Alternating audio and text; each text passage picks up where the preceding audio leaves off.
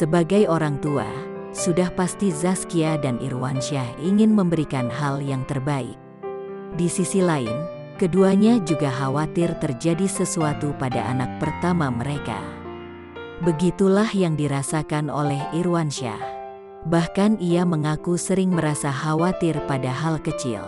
Hal ini ia ungkapkan lewat channel YouTube The Sungkar Family. Irwansyah mengaku masih gampang merasa cemas. Ia pun menceritakan saat Ukasya yang saat tidur tiba-tiba kejang-kejang seperti orang kaget. Ukasya kejang saat sedang ramai karena kedatangan Nagita Slavina. "Wah, kenapa nih? Panik," gue tanya sama dokter akhirnya.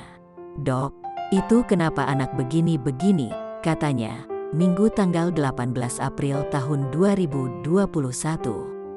Dokter pun menjelaskan jika hal itu wajar karena Zaskia mengandung selama pandemi COVID-19.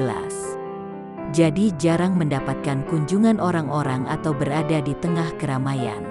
Di sisi lain Zaskia lebih banyak di rumah, sehingga tidak biasa dengan suara-suara.